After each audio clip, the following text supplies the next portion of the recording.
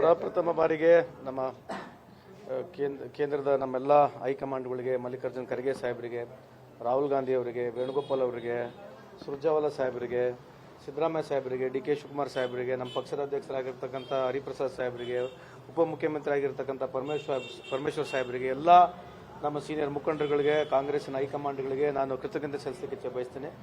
ಮತ್ತೊಮ್ಮೆ ನನಗೆ ಅವಕಾಶ ಕೊಟ್ಟಿದ್ದಕ್ಕೆ ನಾನು ಪ್ರಾಮಾಣಿಕವಾಗಿ ಸರ್ಕಾರಕ್ಕೆ ಒಳ್ಳೆ ಹೆಸರು ತರತಕ್ಕಂಥ ಕೆಲಸ ಪ್ರಾಮಾಣಿಕವಾಗಿ ಮಾಡ್ತೀನಿ ಅಂತ ತಮ್ಮ ಮುಖಾಂತರ ಅವರಲ್ಲಿ ಹೇಳಲಿಕ್ಕೆ ಇಚ್ಛೆ ಬಯಸ್ತೇನೆ.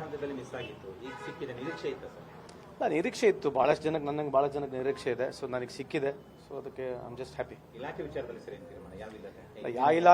ಯಾವ ಇಲಾಖೆ ಕೊಟ್ಟರು ನಾನು ನಿಭಾಯಿಸ್ತೇನೆ. ಬಟ್ ಆದರೆ ಲೇಬರ್ ಡಿಪಾರ್ಟ್ಮೆಂಟ್ನಲ್ಲಿ 10ನೇ ವರ್ಷ ಇರೋದ್ರಿಂದ ಅದರ ಮೇಲೆ ಪ್ರೀತಿ ಜಾಸ್ತಿ ಇದೆ ಅಂತ ಹೇಳ್ಬೋದು.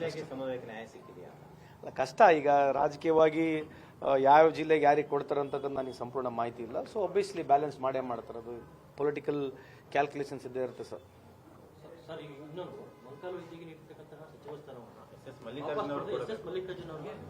ಅಲ್ಲ, ಅದು ನೋಡ್ತಾ ಇದ್ದೀನಿ. ನನಗೇನೋ ಮಾಹಿತಿ ಇಲ್ಲ ಅದ್ರ ಬಗ್ಗೆ. ಅದು ಮುಖ್ಯಮಂತ್ರಿಯವ್ರಿಗೆ ಕೇಳ್ಬೇಕು ತಾವು. ಕೆಲವೊಂದಿಷ್ಟು ಮಂದಿ ಅಸಮಾಧಾನವನ್ನು ಸಹ ವ್ಯಕ್ತಪಡಿಸಿದ್ದಾರೆ. ಪ್ರಿಯಾಕೃಷ್ಣ ಆಗಿರ್ಬೋದು,